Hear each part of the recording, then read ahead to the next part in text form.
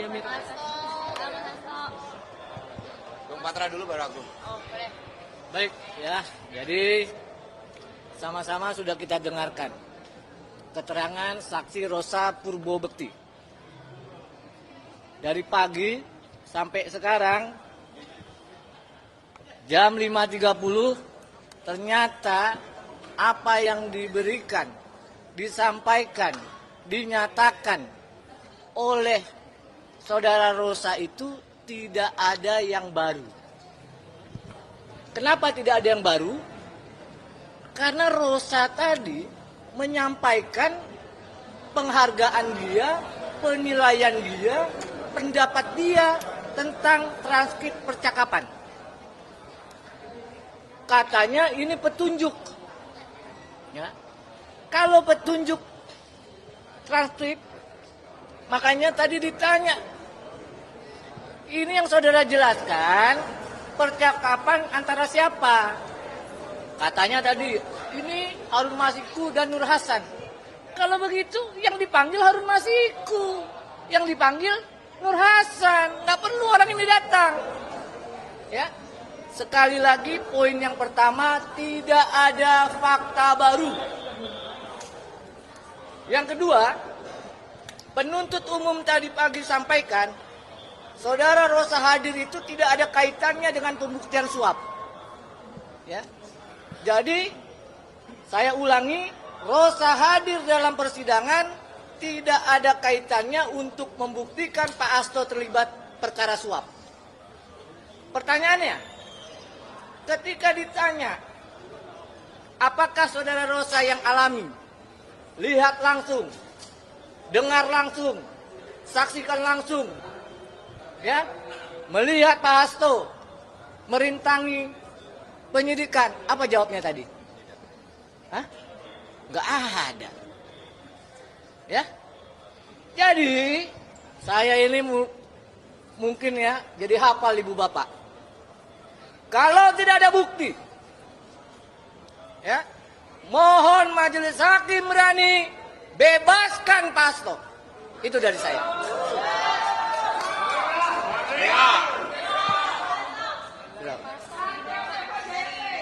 Ya baik, terima kasih rekan-rekan. Sebagaimana dikatakan oleh para penasihat hukum tadi, hari ini membangkitkan optimisme saya karena lagi-lagi setelah kesulitan untuk mendapatkan fakta-fakta hukum yang memberatkan saya karena di dalam persidangan dan keputusan yang sudah inkrah nomor 18 dan 28 memang tidak ditemukan fakta-fakta terkait dengan keterlibatan saya. Apalagi tadi nyata-nyata pada akhirnya bahwa yang dituduhkan saya menghalang-halangi terhadap berbagai upaya di PT IKA ternyata juga tidak ada fakta-fakta hukum yang mendukungnya.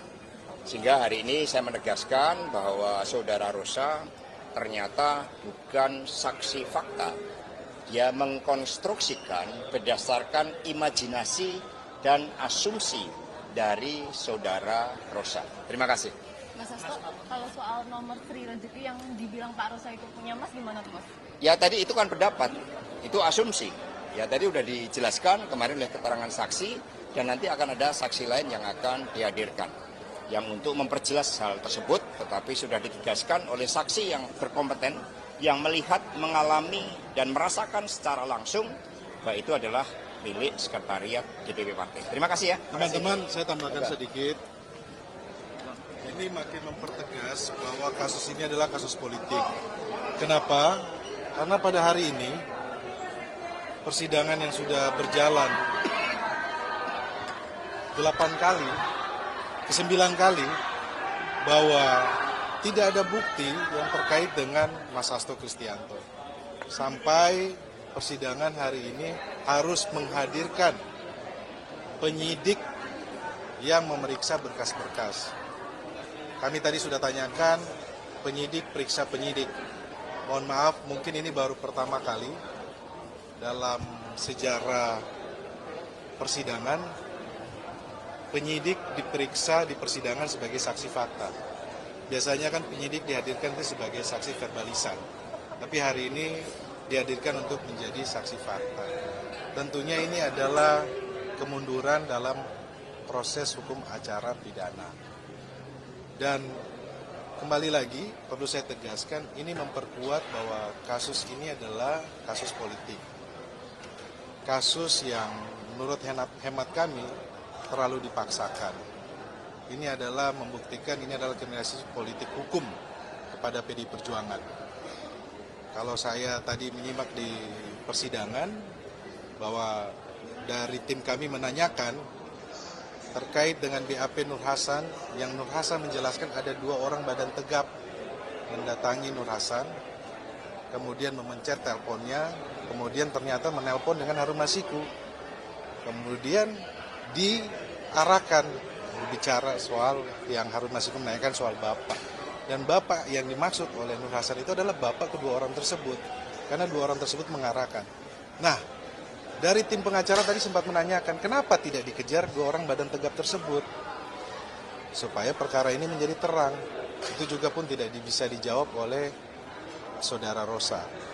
Jadi teman-teman, dari persidangan yang sudah berjalan ini kami melihat tadi masih ada demo lagi, demo bayaran yang meminta supaya Mas Hasto dihukum.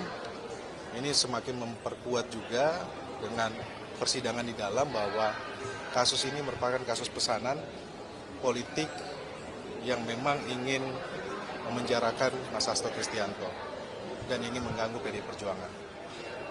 Persidangan akan berjalan lagi, kita akan hadirkan saksi, kalau setelah ada jaksa penuntut umum tentunya dari kami akan menghadirkan saksi-saksi yang meringankan dan saksi ahli yang akan kita sampaikan supaya perkara ini terang dan bersesuaian dengan putusan nomor 18 dan nomor 28 2020, di mana di dalam putusan 18 dan 28 tidak ada kaitannya dengan Mas Hasto Kristianto, Sekjen PDI Perjuangan kasus ini. Oke teman-teman, makasih. Ada yang disampaikan? Begini, saya ada satu hal saya kira yang perlu mendapat perhatian kita secara baik. Saudara Rosa menerangkan tadi, beberapa kegiatan, terutama berhubungan dengan kegiatan mengikuti Mas Hasto, yang tadi ada chartnya dia tampilkan, itu dia berikan juga kepada saksi yang lain, yaitu saksi Rizka Anungnata. Ini artinya apa? Ini adalah salah satu bentuk persekongkolan untuk mencoba menghukum Mas Hasto. Kita nggak tahu ini pesannya dari mana, tetapi yang pasti kita selama ini kita pahami dan kita alami dan kita rasakan bahwa politisasi dan kriminalisasi ini dijadikan satu. Dalam hal ini untuk menghancurkan harkat dan martabatnya Mas Hasto.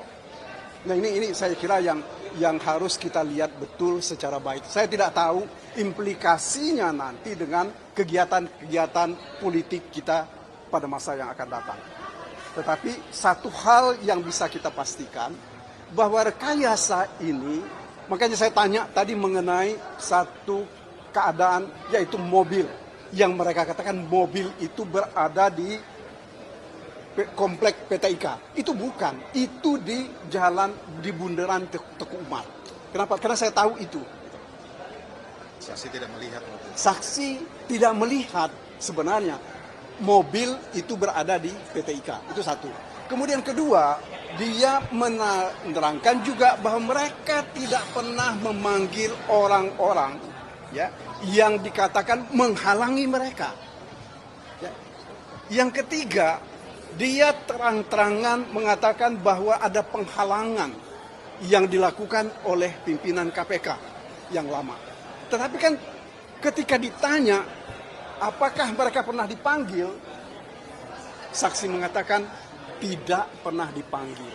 Saya cuma mau mengatakan bahwa yang kita khawatirkan adalah forum pengadilan ini digunakan oleh orang-orang tertentu untuk melakukan balas dendam terhadap pimpinan-pimpinan KPK yang lalu.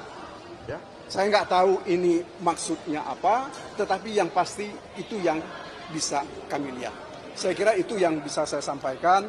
Kita tunggu saja minggu depan, keterangan saksi-saksi ini juga akan dibuat seperti apa. Tetapi sekali lagi mari kita cermati bersama-sama bahwa proses hukum yang dilakukan dengan cara seperti ini bukan hanya tidak baik, tetapi ini merusak sistem hukum kita. Ini yang harus kita perhatikan. Ya, Saya kira teman-teman, gitu. saya mau tambahkan sedikit. Tadi kan ditampilkan di chat terkait dengan dana 400 juta yang disampaikan oleh Saiful kepada Harun Masiku. Nah, di sini saya pengen sampaikan, ini bersesuaian dengan keterangan Doni yang pada sebelumnya menyampaikan bahwa Doni kenapa menyampaikan uang itu dari Mas Hasto agar saudara Saiful buru-buru mengambil uang tersebut. Ini terdapat persesuaian. Ya, kami harapkan bahwa nanti kalau saudara Saiful Bahri hadir, ini bisa menjelaskan kerangka ini secara utuh supaya perkara ini menjadi terang. Itu aja. Makasih ya. Terima kasih Pak. Menghadirkan penyidik sebagai saksi itu terlihat aneh gitu ya. Apakah ini menjadi kayak satu kesan bahwa KPK mati langkah atau kehabisan cara? Ya, saya kira kalau berhubungan, terutama ya berhubungan dengan obstruction of justice, ya, yang sekarang ini kan mereka tuduhkan kepada Mas Hasto. Tetapi saksi itu sendiri tadi mengatakan bahwa obstruction of justice itu terjadi di PT IKA. Mereka tuh punya keberanian untuk menghadirkan siapa orang yang melakukan kegiatan itu, atau paling tidak yang mereka sebut sebagai orang yang melakukan merintangi itu. Ya. Apalagi kalau kita lihat BAP-nya saudara Rizka Anunata dan juga Rosa, itu luar biasa. Ya. Saya terus terang saya betul-betul terkaget-kaget terhadap kemungkinan politisasi dari perkara ini. Ya, kami memang belum bertanya hal-hal yang sangat esensial, ya, karena dia juga menyebut hal-hal yang lain.